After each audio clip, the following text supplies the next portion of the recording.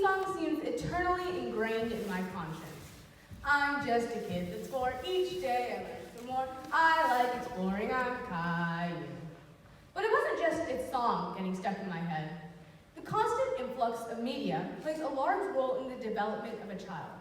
The books they read, the people they meet, and more importantly, the shows they watch, all play important roles in who they are to become. And oftentimes, lack of diversity in the movies and TV shows they watch can lead to long-term prejudices and biases later down on the road. Growing up, I found myself hard-pressed to find anyone who represented me on TV. I found 2. And technically, they were both Indian guys with heavy accents, pocket calculators, and were the butt of every single joke. I felt embarrassed to be Indian because the people who were representing me were shown as negatively and made me feel like I was also the butt of every single joke. It took me years before I realized that I was actively denouncing my culture and my heritage because of this false image I was given in childhood. And my story isn't unique. Kids want to fit in, and they do what they can so they can become part of the landscape, whether it means changing themselves or completely renouncing who they are. It's simple association. Let's say that you've seen a total of 3 blue fish in your life. And of those 3 blue fish, they've all been poisonous. Well, that's going to cause you, with your limited knowledge of blue fish, to associate them with being poisonous. Now let's say that you've seen over 100 red fish in your life. And of those 100 red fish, 10 have been poisonous. Well, that's more poisonous red fish than blue fish, but you have a larger pool of data for the red fish. And we also see the same concept in probability. We know that when you flip a coin, you have a 50-50% chance of getting heads or tails. However, if you only have 1 or 2 experiments, you can end up with 100% of heads. But we know that this isn't realistic. And this is a basic idea of what you see when you have limited portrayals.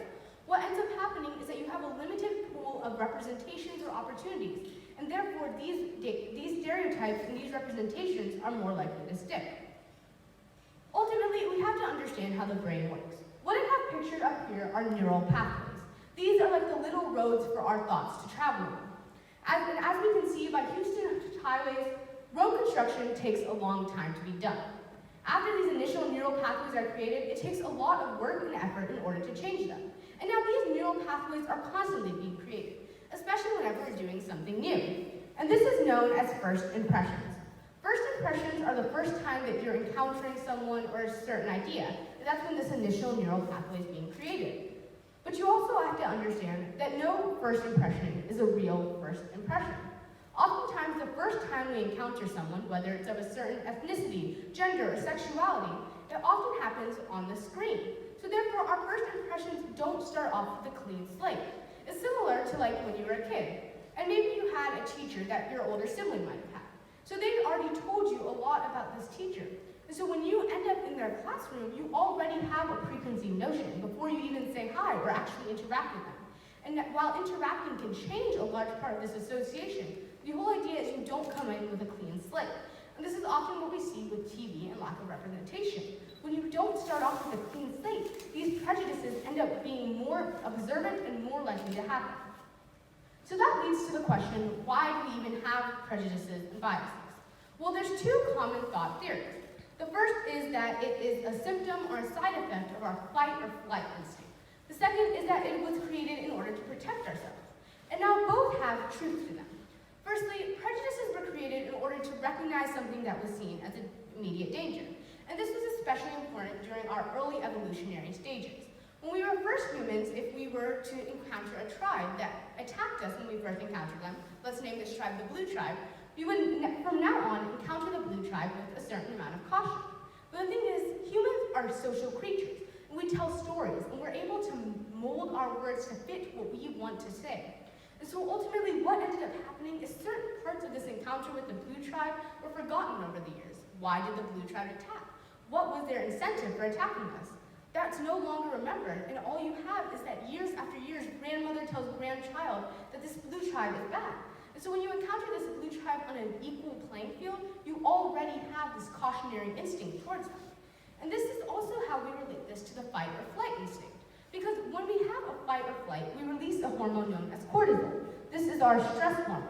Now, whenever we're encountering something that we see as a danger, whether it's due to biases or it is a real danger to us, we release the same hormone known as cortisol. And this is how we end up with problems like police brutality. Because what ends up happening is that you have this idea that's whether it's portrayed on media or in television, and we see that what ends up happening is that we start associating this certain group, often it's African Americans, we start associating them with fear. And therefore, our body ends up taking over, and our instincts, our primitive instincts from long before, end up taking the place of this prejudice. Because when we associate them with fear, ultimately our adrenaline glands kick in. This is when things such as police brutality end up happening. And it's because of this constant influx of media that is changing the way we see certain groups or certain people. And we see that this use of words and malleability have been used for negative impacts in the past. When we look at when slaves were first brought over to the United States, in order to justify the treatment of these Africans, we said that we were saving the beast and the people, or ultimately helping them and being their saving light. We ended up portraying them as being bestial, lazy, and inhumane. And this portrayal ended up continuing even after emancipation. In fact, the people in the North who were actually saving the slaves ended up perpetuating the stereotype through an art form known as minstrelsy. Minstrelsy was when a white artist dressed up in blackface and portrayed African Americans with negative and bestial connotations. And this became part of the American lifestyle. Ultimately, we see our American sweetheart Judy Garland and the family of Shirley Temple being active in the minstrelsy field. But this, while it seemed like a fun pastime for America, ended up bringing a bunch of negative connotations towards African Americans. In fact, what we see is in the rising of the Ku Klux Klan in a film known as The Birth of the Nation, they used minstrelsy in order to justify what they're doing as part of the Ku Klux Klan.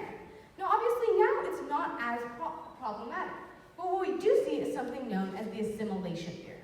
So there's this theory that America comes from all sorts of walks, that we're ultimately come together and form a melting pot of sorts, that wherever you're from, whatever culture you have, comes together and mixes together. However, America is a very diverse country, and not everyone ends up retaining the solubility that we see with the melting pot, whether people have different skin tones or different heritages that they encounter, that they end up not sacrificing their own individuality for this melting pot. So a professor named Alan Locke supposed something called the salad theory, that everyone can retain their own individual characteristics like a salad, and yet we create something just as edible and just as delicious as a soup. But the problem is, this assimilation theory that we can still create a melting pot is still in practice. Because what we see is that people with different cultural characteristics, or people who don't fit in with this American ideal of a culture, end up being pushed away. And this is something I saw in my young ages, when I saw that people, whether it was because of a heavy accent or what they enjoy doing, they end up being pushed away. And so I get this comment a lot that I act white for being an Indian. And when I was younger, I saw it as a compliment because I want to get as far away from my culture as possible. So I came home and I told my mom one day, "Hey, my best friend told me that I act white." She asked, "What does that mean?" And that's a good question. What exactly does that mean? Well, first we have to examine what exactly is the Indian stereotype. The Indian stereotype is something that I saw at my young age. Basically, it's someone who excels in math and science, has a heavy Indian accent, and their athleticism is limited to yoga, and not the aesthetic kind. And as many other of my Indian friends, we don't fit into that stereotype. I love the arts, and even though I do enjoy math and science, I'm not as focused on it as the Indian stereotype perpetuates. So what to do with us? Well, as you can see, the white ethnicity has a larger amount of representation in the movies. And therefore, they have a lot more opportunities to be portrayed in different lights. So what ends up happening is when you don't fit into your ethnicity, when you don't fit into your stereotype, they put you somewhere where you do. And the thing is, since whites have so many of these different types of portrayals, there's a greater likelihood that you would fit in with them. So how do we solve this problem?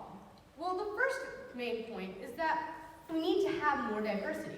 I'm so excited when my sister is able to turn on Disney Channel, and maybe I'll see an Indian character, an LGBTQ character, a range of diverse characters. But the thing is, one Indian character, one Asian character, one LGBTQ character, that's not diversity.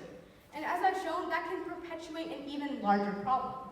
So in order to actually have a more diverse film and a more diverse cast in movies, we actually have to look at the root of the problem, which is the workforce in the film and media industry. The fact is, even though people of color make up 40% of the American population, they're only represented 29.3% of the time. But you actually have to look at the people who are writing the stories. Because even though when we see in the minstrelsy times that we had a large amount of Africans being portrayed in the media, it wasn't with a positive connotation, and it wasn't African Americans telling their own stories. Because the thing is, people of color make up only 7% of the screenwriters in the film media industry. So we have to have a larger and more diverse workforce in order to actually solve this problem. So that way we can go out and tell our own stories. We can explain what it is actually to be Indian in America, what it is to be African in America, what it is to be an immigrant, what it is to be who you are. But for now, we have to be aware of what we're watching. Because ultimately, the movies and the TVs are scripted lives. We have to rely on our own observations and what we actually see in order to create our own judgment of the people around us. Thank you.